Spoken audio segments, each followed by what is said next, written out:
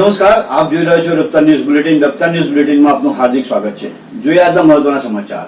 આમ આદમી પાર્ટીના અને હાલમાં જ બનેલા જસદણ વિધાનસભાના પ્રભારી બ્રિજરાજસિંહ સોલંકીએ અમદાવાદ જિલ્લાના ધોળકા તાલુકાના સગવાડા ગામે GSPCL કંપની દ્વારા સહમતિ વગર ગેસ પાઇપલાઇન નાખી હતી, તે ટ્રેક્ટર દ્વારા ખેતરની બહાર કાઢવામાં આવી. તો આવો જોઈએ શું છે સંપૂર્ણ વિગત. ધોળકા તાલુકાના સરગવાડા ગામે બ્રિજરાજસિંહ સોલંકીએ ખેડૂતોને સાથે મળીને ખેતરમાં સરકારી GSPL કંપની દ્વારા સહમતિ વગર ગેસ પાઇપલાઇન નાખી હતી, એ ટ્રેક્ટરો દ્વારા બહાર ફેંકવામાં આવી. કેમ કે વરસાદ આવી ગયો છે અને ખેડૂતો ખેતીનો સમય થઈ ગયો છે. આ તો હજુ ટ્રેલર છે, પિક્ચર હજુ બાકી છે, આમ બ્રિજરાજસિંહ સોલંકી કહી રહ્યા છે. બ્રિજરાજસિંહ વધુમાં કહી રહ્યા હતા કે 1 વીઘાના 10 કરોડ આપો તો પણ કામ ચાલુ થવા નહીં દઈએ. આ વળતર લેવાની લડાઈ છે, જમીન અને ખેડૂતોને બચાવવાની લડાઈ છે.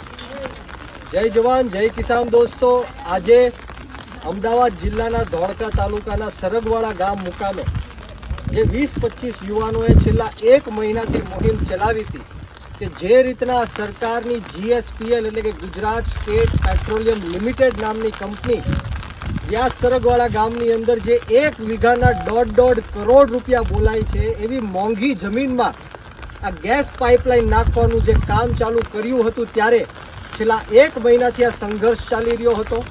અનેક દિવસોથી આંદોલન ઉપર અમે ઉતર્યા હતા.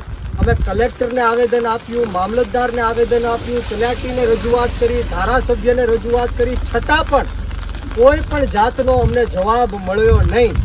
પરંતુ આજે આખાએ ગામ સમસ્ત નક્કી કર્યું, ખેડૂતોએ નક્કી કર્યું કે અત્યારે વરસાદી વાતાવરણ છે, અમારે વાવણીનો સમય થઈ ગયો છે અને આ ગેસની પાઇપલાઇનો અમારા ખેતરની વચ્ચે ઊભી છે, ત્યારે અમે ટ્રેક્ટર પણ ચલાવી નથી શકતા, બીજાના ખેતરોમાંથી જવું પડે છે. ત્યારે આજે આખાએ ગામ સમસ્ત અને ખેડૂતોની સાથે રહીને અમે ટ્રેક્ટર દ્વારા આ ગેસ પાઇપલાઇન છે અને પાછળ બાંધીને ખેતરમાંથી બહાર કરી છે. હું સરકારને ફરીવાર કહેવા માંગુ છું કે આ ટ્રેલર છે, પિક્ચર હજી બાકી છે.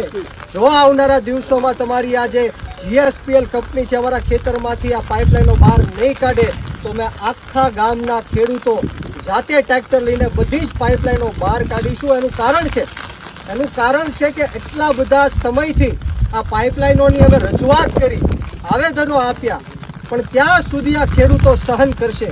એક સહન કરવાની લિમિટ છે, શક્તિ છે, એ પણ અમારી ખૂટી ગઈ છે. ત્યારે હું સરકારને ફરીવાર વિનંતી કરું છું કે અમે અહિંસાને માનવાવાળા લોકો છીએ, પણ જો આ સરકાર અમારી વાત નહીં સાંભળે તો અમે શહીદ આઝમ સરદાર ભગતસિંહના માર્ગ ઉપર પણ ચાલવા માટે તૈયાર રહેશું. બોલો જય જવાન જય કિસાન, જય જવાન જય કિસાન. हमसे जो टकराएगा मिट्टी में मिल जाएगा, हमसे जो टकराएगा मिट्टी में मिल जाएगा. આપણી જમીન આપણી, આપણી જમીન આપણી, ભારત માતા કી જય, ભારત માતા કી જય. જય જવાન જય કિસાન, જય જવાન જય કિસાન.